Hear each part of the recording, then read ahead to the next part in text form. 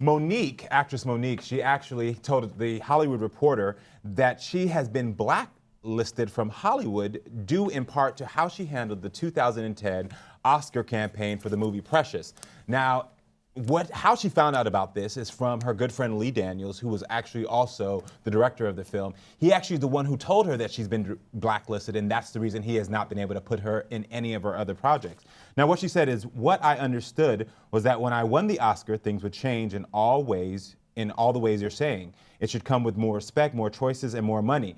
It should, and it normally does. Hattie said, which she's referring to Hattie McDaniel, who was the first African-American to win an Academy Award. After I won that award, it was as if I had done something wrong. It was the same with me. I thought once you won the award, that the top prize, and so you were supposed to be treated as if you got the top prize. That she goes on to say that she got a phone call from Lee Daniels maybe 6 or 7 months ago, and he said, Monique, you've been blackballed. And I said, I've been blackballed. Why have I been blackballed? And she said, because you didn't play the game. And I said, well, what game? And he gave me no response. The next thing he said to me was, your husband outbidding you, but he never asked me what the salary we were asking for. So basically, she's concocted the story in her mind that she's been blacklisted in Hollywood. And I want to know, do you all believe that's actually true? Does this happen? Or is she just being, a little bit bratty? Okay, I've got more questions, but at first blush, it looks like blackballed, she's black. So immediately there's a question of, is race involved? What's going on here? Yeah. No, it just seems like she expected a lot of money and didn't get it. No, well, that's life, right? No, so, I definitely don't think race is involved. I do think her being a female, I remember when Roseanne was the queen of the sitcom world, and she's a bitch, she's firing every EP. EPs leave shows all the time, but it seemed like she was the one that was getting the press. She's not getting along with her male executive producer. She is a difficult bitch. It's like, no, she just wanted the show to be as funny. And I think so. I do think it's really hard when you are suddenly, as a woman, perceived as difficult. Like I get very nervous about makeup artists because if I don't like my makeup, that guy or girl is going to tell everybody I was a bitch. So I just would assume to rather do my own makeup because God forbid they go, all of a sudden I have Groucho Marx eyebrows and I'm like, hey, let me just fix it in the room.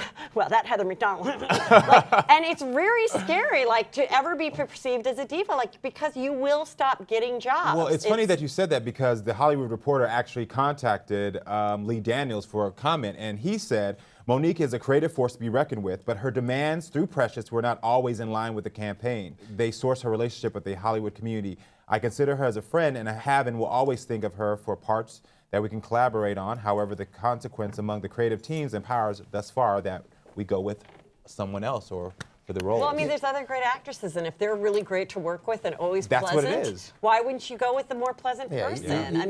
Right, it was a small movie that struck it big for Gabby Sidibe and for Monique, but this was not a runaway giant hit that she carried in any way. Not at all. So, and she didn't, as they said, play the game. That makes it sound like she's standing on principle. The fact of the matter is they need you to promote the movie. That's part of why you're getting paid, and that's part of what happens. And there are a lot of good actors, tons of good actors and actresses. You've done really one movie that is, where you've challenged yourself as a real actor. So a guy who manages to get his name above the title, Lee Daniels, I find it hard to believe that Lee Daniels can't get Monique in a movie if they want to work with Lee Daniels. Lee Daniels has real clout now. Right. Again, and his name is above the title. It doesn't happen to, it's not Martin Scorsese's The Departed. It's The Departed, directed by Martin Scorsese. So the story just doesn't ring true. It sounds bratty. I am still, however, persuaded by what you say, but it's such a small sample size that we don't know whether she really unpleasanted herself out of roles. But you mentioned Roseanne, and then I think about even a comedian who was nailing it like Brett Butler, but who was the story impossible to work with. And her career, bang, it just ended. Totally. And then you think about David Caruso, who is, by all accounts, you keep hearing stories about how difficult it was for. They can't give the guy enough shows or enough money. So, so I think women are at a disadvantage, but on a small sample size, that doesn't mean that one of them couldn't be just too difficult to work with. And there's not enough of a track record to get her over that. The other thing that I don't like, and this is why I don't believe her story at all. She's going back.